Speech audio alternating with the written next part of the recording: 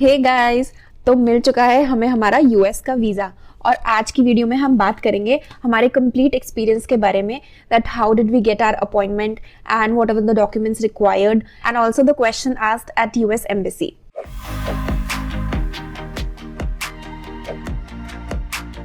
सो हमारे complete experience को जानने के लिए हमारी वीडियो एंड तक जरूर देखिएगा and also please do subscribe to our channel. सबसे पहले बात कर लेते हैं यूएस वीज़ा अपॉइंटमेंट की। तो उसके लिए आपको फिल करना होता है DS 160 form.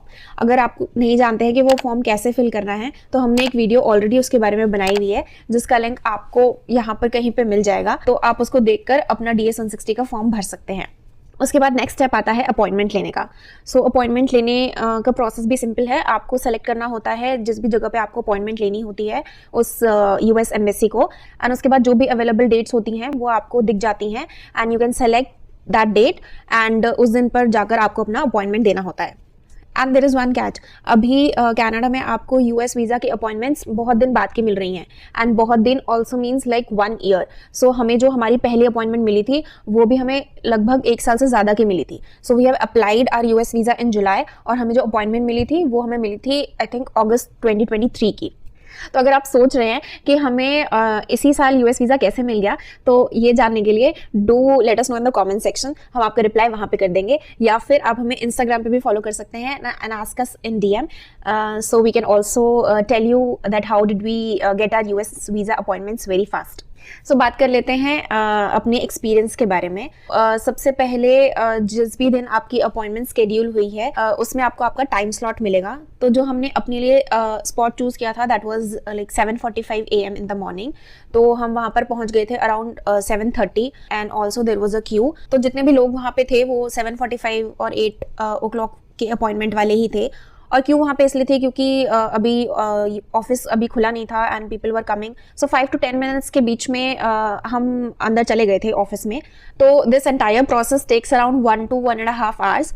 Also to note one thing is that कि वहाँ पर मोबाइल फोन्स अलाउड नहीं होते हैं, mobile phones and smart watches. तो आप उसका भी ध्यान रखें because you would otherwise need to rent a locker nearby, या फिर आपको अपने किसी फ्रेंड या रिलेटिव को देना पड़ेगा अगर वो आपके साथ आए हैं तो। अदरवाइज अगर आपके पास कुछ भी नहीं है तो you can just get through the scanning process and go inside. तो हमारे अपॉइंटमेंट वाले दिन हम अपने सारे डॉक्यूमेंट्स लेकर यूएस कंसुलेट चले गए।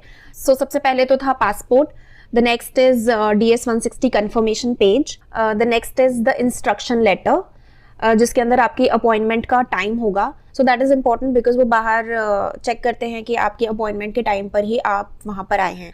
And the next is your legal status in Canada. तो आप जिस भी स्टेटस पर हो कनाडा पे, like if you are on PR और वर्क परमिट और स्टूडेंट वीज़ा और व्हाट्सोएवर, सो आप जिस भी स्टेटस पे हो वो डॉक्यूमेंट अपना लेकर जाएं। So we are here on work permit, तो हम अपना वर्क परमिट लेकर गए थे। और एक और चीज़ which was written was photograph. तो फोटोग्राफ के जो भी डायमेंशंस होते हैं वो आपको मिल जाएंगे वेबसाइट पर ही, तो आप वो देखकर फोटोग्राफ लेकर जाएं। लेकिन फोटोग्राफ हमसे तो हमारी नहीं मांगी थी, but since it is written in the documents that you need to bring there, because अगर आपसे वहाँ पर मांग ली और आपके पास नहीं हुई तो then it will be a hassle. तो जितने भी डॉक्यूमेंट्स मैंशनड हैं आपके अपॉइंटमेंट में या फिर जो आपको मेल आती है उसमें, वो सारे डॉक्यूमेंट्स लेकर आप जाएं वहाँ पे। सो ये तो होते हैं कुछ मैंडेटरी डॉक्यूमेंट्स जो कि चेक होते ही होते हैं। इसके बाद मैं बात कर लेती हूँ कुछ ऑप्शनल डॉक्यूमेंट्स के बारे में। तो वो होते हैं like your if you are employed तो आपका एम्प्लॉयमेंट लेटर हो गया, या फिर जो भी आपकी लास्ट कुछ मंथ्स की सैलरी स्लिप्स हो गई वो आप लेकर जाएं। तो अपनी बैंक स्टेटमेंट्स और अपनी लीज अग्रीमेंट लेकर जा सकते हैं if you are living in a leased apartment. तो ये सब क्यों ज़रूरी होता है? Because in order to make your case stronger. So अगर ऑफिसर्स को कोई भी डाउट होता है तो they can ask you for these additional documents from you. So आप ये सब अपने पास हैंडी रखें so that you can present if needed. So now let's talk about the process. तो प्रोसेस में एज आई सेड कि सबसे पहले तो उन्होंने हमारा इंस्ट्रक्शन लेटर चेक किया क्योंकि उसमें हमारा अपॉइंटमेंट का टाइम था। तो वो देखने के बाद दे लेट अस गो इनसाइड। वहाँ पर जाने के बाद स्कैनिंग मशीन के थ्रू हमारा जो भी बिलोंगिंग्स थी वो हमें पास करनी थी, जैसे कि जैकेट्स उन्होंने बोला उतारने के लिए, और जो भी डॉक्यूमेंट्स थे तो वो एक ट्रे में डालने के लिए बोला उन्होंने, जैसे कि एयरपोर्ट पे होता है। तो इन अ सिमिलर वे वो वहाँ पे रखनी थी। ऑल्सो दे आस्क्ड कि we are not carrying any cell phones और smart watches. So do ensure कि जब आप स्कैनिंग के थ्रू जा रहे हो तो you are not carrying any of these prohibited items. So आप list of prohibited items check कर सकते हैं, बट मेजरली जो होता है that is your mobile phones and smart watches. तो do ensure that you do not have them, और अगर आप वहाँ पर लेकर जा रहे हैं तो आप बाहर ही पहले ही उन्हें जमा करवा दें. So now then there are 3 stages to the process. तो पहला होता है प्री चेक्स, जहाँ पे आपके डॉक्यूमेंट्स जो हैं वो चेक होते हैं. तो उसमें जो उन्होंने लिखा हुआ था that was the passport, your legal status in Canada and also your photograph. लेकिन एज आई सेड अर्लियर, हमसे उन्होंने हमारा पासपोर्ट मांगा और हमारा legal status in Canada which was the work permit. तो ये 2 डॉक्यूमेंट्स उन्होंने चेक करे. उसके बाद the next was the biometrics which was the fingerprints. तो जैसे कि नॉर्मल फिंगरप्रिंट्स लेते हैं तो first left 4 fingers and right 4 fingers and then both the thumbs, तो उस टाइप से उन्होंने हमारे बायोमेट्रिक्स लिए. Now the third and the final step was interview. So interview कोई अलग सी जगह पे नहीं होता. मतलब मुझे ऐसा लगता था कि इंटरव्यू का कोई रूम होगा, वहाँ पे मतलब वहाँ पे कोई टेबल लगे होगे और an officer will ask you questions. लेकिन ऐसा नहीं होता है. ये तीनों प्रोसेस एक ही रूम में हो जाते हैं and there are stand windows. तो एक क्यू में आप चलते रहते हैं और वीज़ा ऑफिसर्स बैठे होते हैं विंडो के दूसरी साइड में and they ask you few questions, और वो आंसर करने के बाद आपको पता चल जाता है कि योर वीज़ा इज अप्रूव्ड और नॉट. तो जब हम थर्ड विंडो पे गए, so they asked us few questions that why we have applied for US visa. So उन क्वेश्चंस के बारे में मैं आपको बता देती हूँ जो कि उन्होंने हमसे पूछे थे. तो पहला क्वेश्चन था that why do you want to go to US. So आप अपने रीजंस कोट कर सकते हैं अगर कोई ट्रैवल के लिए जा रहा है या फिर किसी और पर्पस बिजनेस विजिट के लिए जा रहा है. तो हमारे केस में we wanted to meet one of our relatives, तो हमने उनको बता दिया that we wanted to meet our relatives. So the next question that they asked is that where do your relatives live. So जो भी जगह थी US में जहाँ पे हमारे रिलेटिव्स रहते थे, हमने उस जगह को मेंशन कर दिया.